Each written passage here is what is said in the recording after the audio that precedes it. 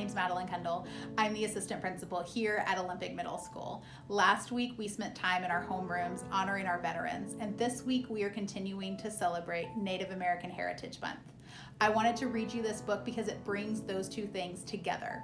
Unbreakable Code is about how the U.S. military used the traditional Navajo language to help win World War II. This is a book about how diversity makes us stronger, that we should celebrate our differences, and that we should always take pride in who we are. I hope you enjoy.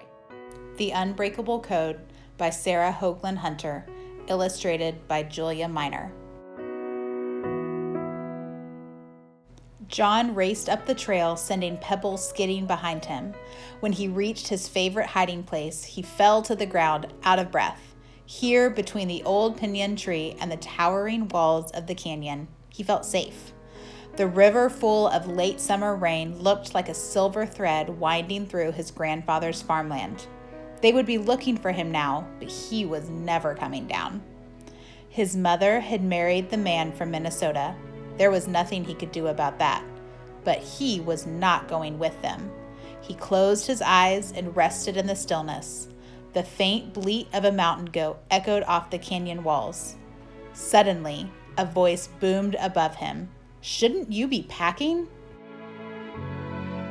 John's eyes flew open. It was his grandfather on horseback. "Your stepfather's coming with his pickup in an hour." "I'm not going," John said. "You have to go. School's starting soon," said grandfather, stepping down from his horse. "You'll be back next summer." John dug his toe deeper into the dirt. "I want to stay with you," he said. Grandfather's soft brown eyes disappeared in the wrinkles of a smile. John thought they were the kindest eyes he had ever seen. "You're going to be all right," grandfather said. "You have an unbreakable code." "What's that?" asked John. Grandfather sat down and began to speak gently in Navajo. The sounds wove up and down, in and out, as warm and familiar as the patterns of one of grandmother's Navajo blankets. John leaned his head against his grandfather's knee. "The Unbreakable Code is what saved my life in World War II, he said. "It's the Navajo language." John's shoulders sagged. Navajo couldn't help him. Nobody in his new school spoke Navajo. "I'll probably forget how to speak Navajo," he whispered. "Navajo is your language," said his grandfather sternly. "Navajo you must never forget." The lump in John's throat was close to a sob. "You don't know what it's like there," he said. His grandfather continued quietly in Navajo. "I had to go to a government boarding school when I was 5. It was the law. They gave me an English name and cut my hair off. I wasn't allowed to speak my language. Anyone who spoke Navajo had to chew on squares of soap. Believe me, I chewed a lot of soap during those years. Speak English, they said, but Navajo was my language, and Navajo I would never forget. Every summer, I went home to herd the sheep and help with the crops. I cried when the cottonwoods turned gold and it was time to go back. Finally, one night in the 10th grade, I was working in the kitchen when I heard a bulletin on the school radio. Navajos needed for special duty to the Marines must be between the ages of 17 and 32, fluent in English and Navajo, and in excellent physical condition. Just before lights out, I snuck past the bunks and out the door towards the open plain. I felt like a wild horse with the lasso finally off its neck. Out in the open, the stars danced above me and the tumbleweeds blew by my feet as I ran. The next day, I enlisted. But you weren't 17, said John. The reservation had no birth records, grandfather said with a grin.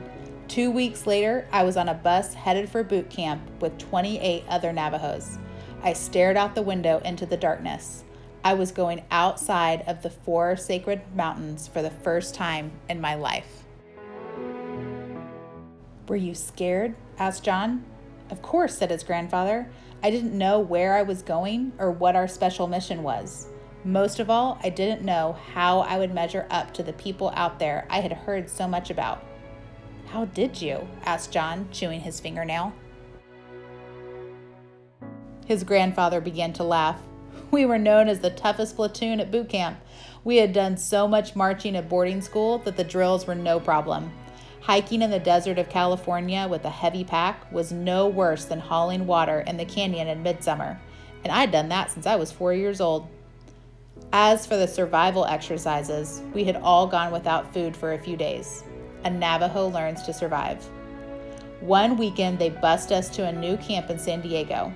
On Monday, we were marched to a building with bars on every window. They locked us in a classroom at the end of a long, narrow corridor. An officer told us our mission was top secret. We would not even be allowed to tell our families. We were desperately needed for a successful invasion of the Pacific Islands. So far, the Japanese had been able to intercept and decode all American radio messages in only minutes. That meant that no information could be passed between American ships, planes, and land forces. The government thought the Navajo language might be the secret weapon. Only a few outsiders had ever heard it. Most importantly, the language had never been written down, so there was no alphabet for the Japanese to discover and decode. He gave us a list of more than 200 military terms to code. Everything had to be memorized. No trace of the code could ever be found in writing. It would live or die with us in battle. When the officer walked out of the room, I looked at the Navajo next to me and began to laugh. All those years they told us to forget Navajo, and now the government needs it to save the country. We were marched every day to that classroom. We were never allowed to leave the building. We couldn't even use the bathroom by ourselves. Each night, an officer locked our notes in a safe. The code had to be simple and fast. We would have only one chance to send each message. After that, the Japanese would be tracing our location to bomb us or trying to record the code. We chose words from nature that would be easy to remember under fire. Since Navajo has no alphabet, we made up our own. A became Walachi. Aunt? Asked John in English. Grandfather nodded. B was Sush. Bear, said John. C was Moasi. D, Be. E, Dza. His grandfather continued through the alphabet. Each time he named the Navajo word, John answered with English. We named the aircraft after birds. The dive bomber was a chicken hawk. The observation plane was an owl. A patrol plane was a crow. Bomber was buzzard. At night, we would lie in our bunks and test each other. Pretty soon, I was dreaming in code. Since we would be radio men, we had to learn all kinds of radio operations. We were taught how to take a radio apart and put it together blindfolded. The Japanese fought at night, so we would have to do most of our work in complete darkness. Even the tiniest match flame could be a target. When the day came for the code to be tested in front of the top Marine officers, I was terrified. I knelt at one end of a field with our radio ground set. The officers marched towards me. Behind a building at the other end of the field, another code talker sat under a military guard waiting for my transmission. One officer handed me a written message. Receiving steady machine gun fire. Request reinforcements. It only took seconds for me to speak into the microphone in Navajo code. The officer sent a runner to the end of the field to check the speed and accuracy of the message. The Navajo at the other end handed him the exact message written in English before he even came around the corner of the building. They tested us over and over. Each time, we were successful. The government requested 200 Navajo recruits immediately. 2 of our group stayed behind to train them. The rest of us were on our way. "Tell me about the fighting," said John. Suddenly, Grandfather's face looked as creased and battered as the canyon walls behind him. After a long pause, he said, "What I saw is better left back there. I would not want to touch my home or my family with those pictures." Before we invaded, I looked out at that island. It had been flattened and burned. Let this never happen to a beautiful island again, I thought. I just stayed on the deck of the ship thinking about the ceremonies they were doing for me at home. We invaded at dawn. I almost drowned in a bomb crater before I even got to shore. I was trying to run through the water and bullets when I felt myself sinking into a bottomless hole. My 80-pound radio pack pulled me straight down. I lost my rifle paddling to the surface. On the beach, it was all I could do to just survive.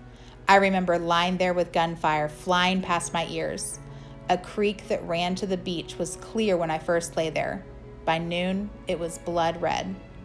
The worst were the fallen soldiers I had to run over to go forward. I couldn't even stop to say I was sorry. I just had to run over them and keep going.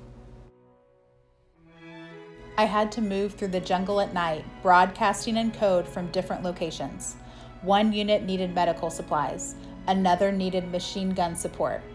I had just begun broadcasting to another code talker. "Arizona, New Mexico," I called.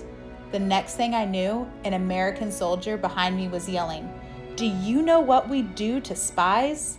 "Don't shoot," I said. "I'm American. Look at my uniform." He didn't believe me.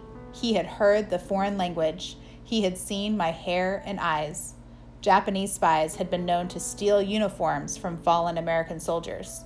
One of my buddies jumped out of the bushes right at that moment and saved my life.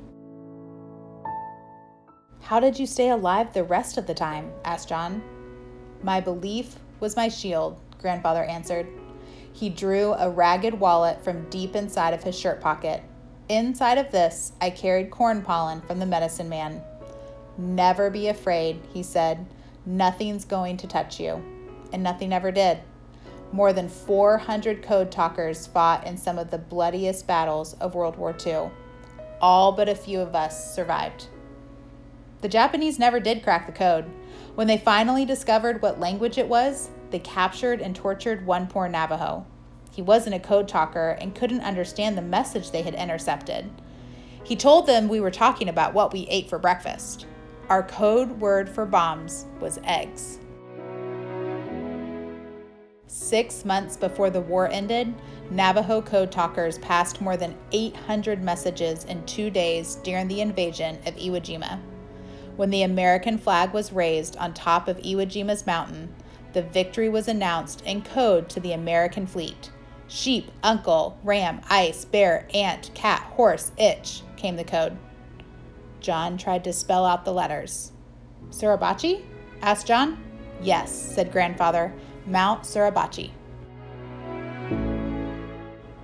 When I came home, I walked the 12 miles from the bus station to the spot. There weren't any parades or parties. I knew I wasn't allowed to tell anyone about the code. I looked down at that beautiful canyon floor and thought, I'm never leaving again. "But why did you leave in the first place?" asked John. His grandfather lifted him gently onto the horse. "The answer to that is in the code," he said. "The code name for America was Our Mother. You fight for what you love. You fight for what is yours." He swung his leg behind John and reached around him to hold the reins. "Keep my wallet," he said. "It will remind you of the unbreakable code that once saved your country." John clutched the wallet with one hand and held the horse's mane with the other. He wasn't as scared of going to a new place anymore. His grandfather had taught him who he was and what he would always have with him. He was the grandson of a Navajo code talker, and he had a language that had once helped save his country.